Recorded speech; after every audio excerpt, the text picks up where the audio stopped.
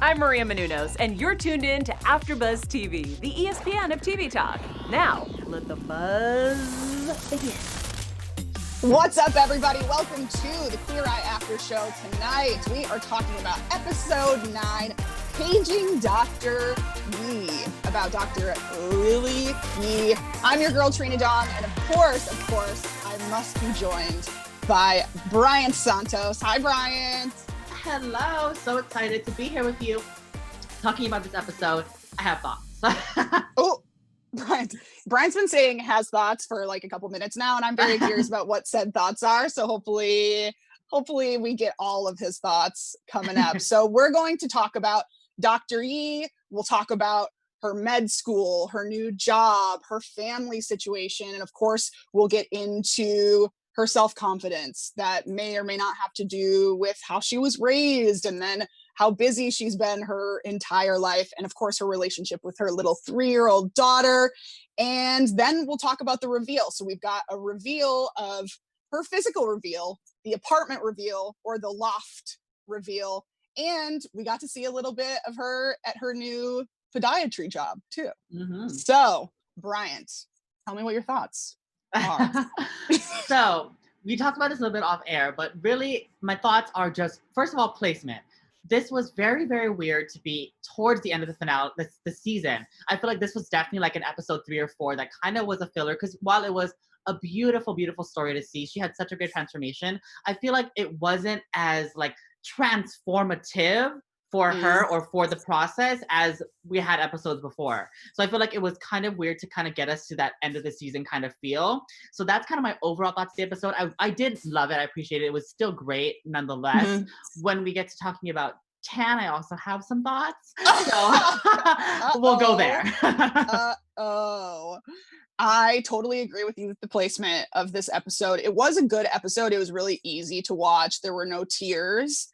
But, you know, we want to end out the season, I think, in tears. That's kind of the point, right? We want to get hit hard with these emotional transformations. And we didn't really get that with her, but we got a big transformation from her in general. So I thought that was really good. So let's just get into it. Let's talk about her in general. So she has been in med school and residency for 11 years, had a kid in that time, is married, has a new loft that is not decorated, and she's about to start a brand new job.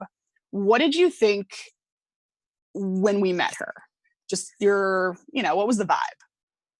First of all, I commend her 1,000,000%.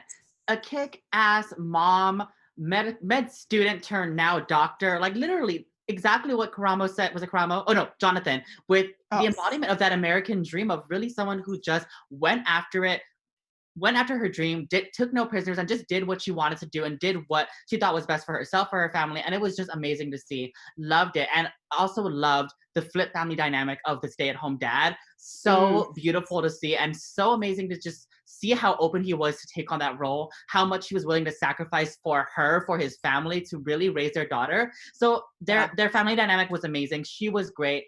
1,000% commend her for going to medical school, taking on that amazing role in society. And she's great. I'm so happy that she did get this transformation, because she does deserve it. Yeah.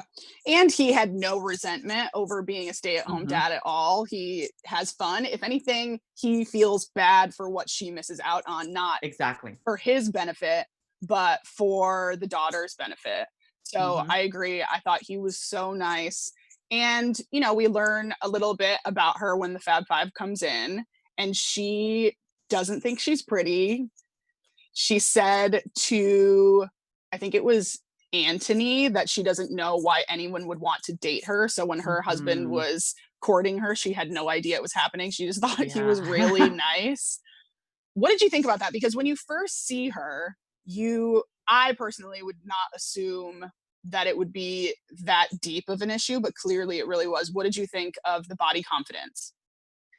Yes. So one thing about that too, I think it kind of relates, is I didn't really appreciate in this episode in particular how they were kind of pulling her away from that, kind of childhood thing. Because for me, I think that it really relates to her personality. It relates to her job as a pediatrician to kind of have that playful take on life, be a little bit more youthful. Yes, I know she's in her early 30s, but I feel like she can still hold on to that part of herself for her new job. So that was one thing I kind of didn't appreciate when they were kind of like, you're kind of dressing too young for yourself, or you're kind of this, that, or the other. I feel like she was already kind of struggling with, like you mentioned, these issues of self-esteem, of these issues when she talked to, was it Tan, about people putting these ideas in her head that she wasn't pretty, she wasn't worth anything, So that was so hard for me to see that she was already going through so much. And then she was like, oh gosh, and now you think I don't dress for myself? You don't think I do this?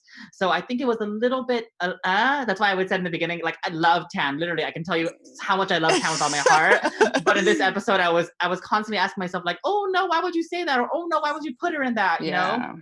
Yeah, we'll get into that a little bit more, but you're totally right. I wore my high pony to support Dr. Come on, high pony. Come on, Ari. Listen, I don't think it's that big of a deal. The bow may have been a little bit extreme, but does it really matter?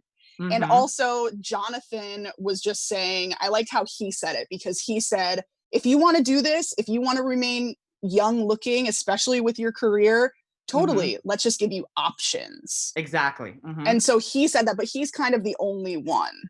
You're right, that kept that going. And yeah, maybe that's not exactly what she needed. Maybe she did need to know that some of her choices aren't the worst choices, and she doesn't have to be at J. Crew every week to shop. Girl, J. Crew cost some coins. She's paying off her doctorate. I'm sure she got some tuition she got to pay. Exactly. Her student loans. Still go to H&M and buy a scrunchie, and it's okay. I agree. So, okay. Let's go to the overall makeover. I'll let you start. Let's just go right into the clothes. When Tan took her shopping, and she said that she hates her legs. Did you, girl? It was shocking. It was shocking. But that's why I felt the most bad, because it clearly she wasn't even seeing herself. But then he put her in that dress for date night. What did you think? I actually hated that dress with a burning passion. I wanted to throw it in the trash. Like, again, I'll tell you, I will not sit here and ever critique Tan's fashionability, because I know he got it.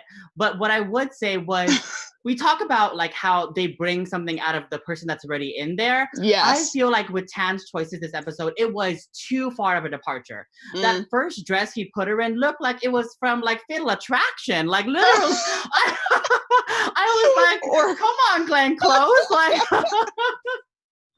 it was. That's so right. It was literally like it was a businesswoman that was about to, go off on somebody in a courtroom. Yeah. Yes, I understand it was date night, but I feel like it was really far of a departure. She seems like such a sweet, cute little girl who loves a nice sundress, or who loves, like she can get into a nice nude bodycon or something to that effect. But like I said, would never, ever, ever come for Tan's fashion sense, but literally that first dress was too far of a departure for her. Like, I felt like she was, like, she obviously was smiling. She's like, oh, I love it. But literally in her head, she was probably like, what the hell? Like, that's so funny. I didn't even think about it because I was too busy looking at the legs that she had just said she hated.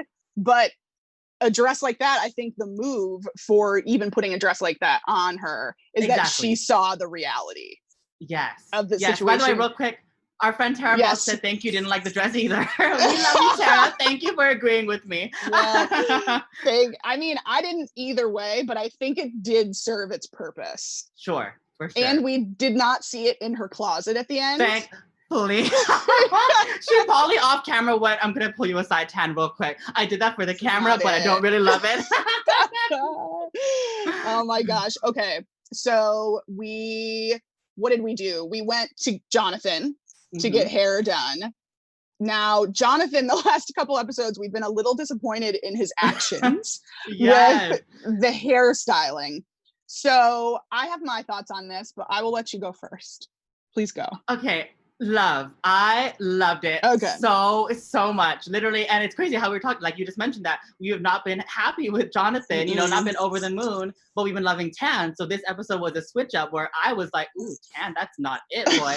But with Jonathan, I was like, oh yes. So the one thing I would say though in the beginning, kind of a similar vein as Tan, when he mentioned the highlights, I was a little bit confused because he was kind of like back and forth. Because he's like, I want it to be a low maintenance. I want you to have to not take care of it, but I'm going to give you highlights. So I was like, that's kind of weird. Like, why would you dye her hair if you know she's going to have to get touch-ups? Regardless, it was stunning. The cut was gorgeous. It was very, very modern. Like, that's the cut right now that looks so great on everybody. So I loved it. She looks great. And I love the highlights. I think it really did bring something out of her. Granted, yes, she's going to have to go and get it touched up. But regardless, it was stunning.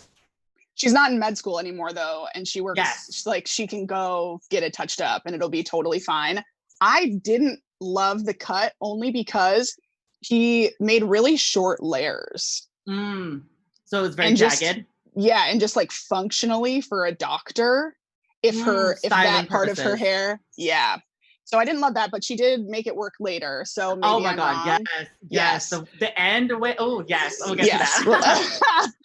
Okay, so there's that, but I also did like that he showed her that, you know, you can look different if you just try a little bit. And I know that's what they always show them, but this girl really just needed something very simple to happen for her to have an aha moment, I thought. Yes. For sure. Okay, so Anthony, I thought this was a huge deal. The pizza. Why are you laughing? What's hilarious about pizza? You go. Okay, I want to hear your thoughts before I chime in. Tell me. Okay, fine. So I thought the pizza thing was really important because at the beginning with this 3-day-old pizza out on the stove, how unsafe that little girl could grab a slice of old cheese and eat it like hello. So him taking them to the pizza spot and saying, hey, guess what? It's not hard to make pizza and consume it afterward, and then maybe put it in the fridge like when it's done, and then you wouldn't have to deal with whatever. But I thought it was really nice because it is very easy to make. He proved it, and then she was able to make the dinner later. What did you think? Why is it so funny? Here's my thing. Again, we'll never question Anthony's food taste. I thought it was. Stop saying that because you are questioning every time you say it. I loved the pizza idea. The sentiment was beautiful. The fact that they met through a pizzeria is such a loving backstory. But 2 things on that. One, yes, now that she has a 4-day work week, like you mentioned, she does have a little bit more time. So in this scenario, I would give her something a little bit more challenging. You know, she mentioned her Korean American roots, so maybe give her an amazing Korean recipe that she can introduce to her daughter. That could be one thing. Also, I thought it was fun how his idea of like sharing in the pizza making with her husband. The reason I didn't really like it was because maybe that could be something they can do as a family if her daughter was a little bit older. So that's what was a little bit like, ooh, like maybe if she was like 10 and they all did pizza as a family thing and it brought them together with food. But for the fact that he's just giving her pizza to like make it an easy recipe, I was like, man, there's so much other things she could do. So again, not questioning, but questioning. Exactly. Well, maybe it has to do with at the beginning though. Remember when the dad had said the little girl will only eat tofu a certain way, and then Anthony was like, particular. Kids these days. Yeah, that kid is me, by the way. The person he's talking about is me. I'm literally sure. Exactly. You're talking over here like this little girl's gonna do whatever they want, eat like kimchi and freaking barbecue. She's gonna be like, huh? you would be like mac and cheese only. Thank you so much. Mac and cheese, like pizza, and chicken McNuggets from McDonald's. That was my diet. So she's not going to eat Korean food. She's going to eat the pizza. Come on. True. Exactly true. Like we were when we were kids. Was I like shoving pho in my face, or was I eating Kraft? And what were you doing in Guam? Exactly. Exactly. Anyway, that's why he made the pizza. So. Yes, I see it now. Okay. What about Bobby? So Bobby she'd never decorated her own spot before because of medical school. What did you think of how he was kind of taking her around, showing her things? I loved it because, you know, it's an apartment, so we couldn't do any major infrastructure things. But with the basically, like you said, blank canvas he could really do whatever he wanted interior design wise. So it was Mm. so pretty. The daughter's room was adorable, so fun, so sweet. I love the wallpaper. It was gorgeous. And then their room was such a shared space. Like I feel like it spoke to, he said he's an art student, so it spoke to his personality of being fun and playful and colorful, but also Mhm. what she requested for something that's more toned down so she can unwind. So it was so great. The entire home was stunning. Absolutely. And there was a pizza oven in the kitchen. Yeah. We love a Just- pizza oven. I need one. Yeah, exactly. That would probably break too. Like my espresso machine. So tragic. Okay, so Karamo played a big impact in her really connecting with why she has been absent from being in her daughter's life, even when she got home, because the husband was telling him that when she gets home, sometimes she's in a mood where he can't break her out of it and bring her into playtime. Yeah. So what did you think of that walk that they took and the little surprise at the end of their walk? So beautiful. I would definitely say, just from my opinion, I think Karamo did have the biggest impact because Yeah. I feel like she needed all those things. She needed the new hairdo to freshen up. She needed the house to kind of just feel more tidy. But with Karamo, that disconnect between her and her daughter, and I'm not a parent, but I've seen that. I can attest to it with, siblings, with, my own parents, of this working mother, this working parent, and how it becomes a disconnect, especially with a really small child that's just growing up, just meeting people, just learning things. So Yeah. I could absolutely see where she was struggling. She wants to be a good mother. It's kind of like the Marcos, like the providing. It was like she thinks providing is, monetarily, having a great career, which it absolutely is, but also being able to just put that all on the back burner and say, let me give you an hour of my time to just spend time with you, to play with you, to let you get to know me. So I loved how Karamo did that, just giving that little moment. And also I loved how he didn't exclude the dad. Yeah. I loved how he was a big part. He's like, you walk in on them and I want you to join them. I don't want you to feel sad for not being a part of it before. You're going to be part of it now. So I loved it. Yeah. I think when he told her his personal story of, his mom working a lot, and then she would come home, wake him up, spend 20 minutes with him, and that's what he remembered. He didn't remember her being gone at work. Exactly. So I think that hit home for her. And when she was crying because they were so happy playing, that was the best. So beautiful. That was the best. We love them. Yeah. Okay, so let's get into the final reveal. So she comes out. I want to know what you think about the first outfit. She comes out in a long orange zipper skirt with a gray shirt.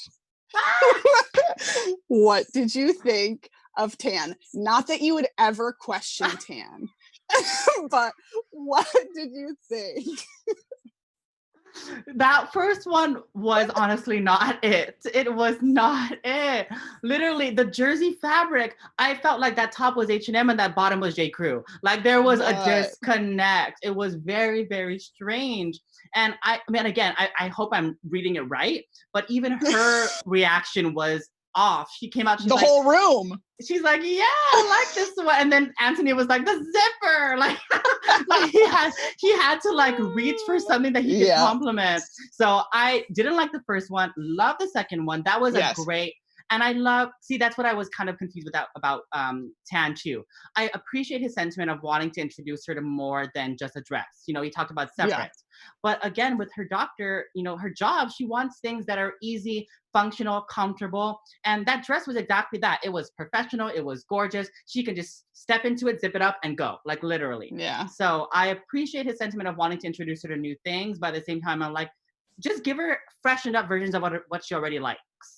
Yeah, absolutely. We've got Tara Baltz in the chat that agreed with you. She said, I hated it. Exclaim, exclaim. Thank you, Tara. You guys, you two are on the same page today. Also, orange and black that's my number one thing.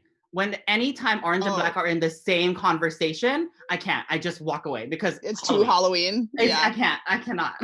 Yeah. What did you think of the outfit that first of all, though, the dress that she wore to make the dinner, the pizzas, we liked that, right? I loved it. Yes. And we liked the new glasses. Yes. Mm-hmm. Okay. I love the clear. What did you think about the outfit that she put together for her first day of work? I love that. I loved the poofy sleeves was okay for me, but when she slicked her hair back, it made sense because I was a little bit confused about what was going to happen. Like, yes, exactly. So I was like, oh man, the poofy sleeve with her long, her bob, and it's kind of like, and then it's over here. So, but in the end, the put together, how it was put together in the end with the nice little cute heel and everything like that. Yeah. I loved it. She was so beautiful. And I love how she did that. Like that was her creation and she was happy with it. So if she was happy with it, then I'm happy with it. Exactly. He bought her a bunch of stuff that she could just pull around and be fine probably with whatever she chose. But you can also tell that she understands her style of being a doctor and being with a patient. Because when she was in the room, she was not in a chair the whole time. She was either standing, she had to get down, bending down, doing jumping jacks. So she obviously knows what she should be wearing because what can be tolerable during all of that. But how great of a doctor is she? I know, such a sweetheart. I was just confused too because I was wondering if she has to wear a coat. I don't know how that works. No, when you're a pediatrician, no. No, right? I don't think so. Because my doctor wore a coat, but I was like, I don't think, why is he wearing a coat? But whatever. What's the coat? But I was wondering, and that's one of my concerns as well, is if she has all this beautiful clothing, I might just get covered up by the coat. So I'm happy that it was. I'm happy that it wasn't. And I'm happy that she showed it off. Just your primary concern the whole time. Well, she's going to have to put a coat on. So I don't know why we're doing this. Insane. That's so good. But it's so true. We didn't know. She just had a stethoscope. Yes. That was perfect though. Yeah. That was her outfit. And that then was the her part accessory. where she, oh yeah, exactly. It is your accessory, your daily accessory. But when she asked her patient, if it was okay that he checked her, and then that she checked him, and Karamo was saying, come on, consent. Come on, consent. You teach those babies consent. True. Hilarious and amazing. True. Yes. Hopefully that's what they're teaching now. Yes. Amazing. I hope so. So at the end of the day, I think this panned out pretty well. She said at the very end that she couldn't believe that her outlook was changed in such a short period of time. Yes, I agree. Again, like I mentioned, not questioning Anthony or Tam's decisions, but if all of that runaround gave her a new perspective inwardly, then they accomplished what they set out to do. And that's all that matters. Absolutely. I think it was just the nudge, and now I think she'll be able to do whatever her style is moving forward. Yes. Yes. Well, that's it for talking about this episode. But guys, of course, we have our very special segment where we decide if our producer Bree needs the Fab Five or if she can just go on about her day doing her own thing. Bree, show yourself, please. There she is. Oh, and she's in San Francisco. Bree, you have your work outfit on. Can you show us? Yes. Work. Oh, your workout fit, not work outfit. Yeah, your workout fit. Here we go. Yes. Well, yes, Fabletics. We love a matching set. Here we go. Yes. Love the color. Functionality. Functionality. Come on. Functionality. Give us a squat. Beautiful. We love it. Bree. Nikki Bella would approve of the red, so we love. Yes. How many pockets do you have?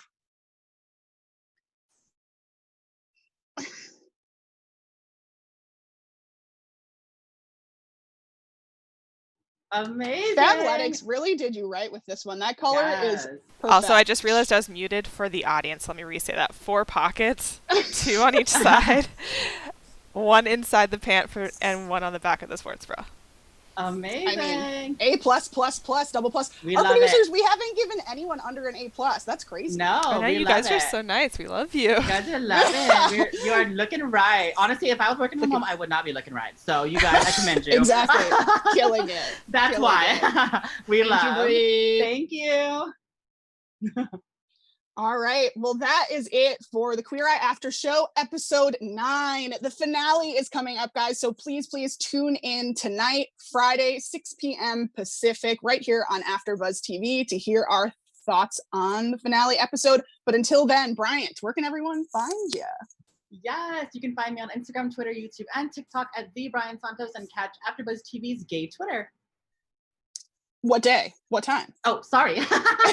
We just taped last night, so it's Thursdays at 5 p.m., but you can catch this week's episode already live.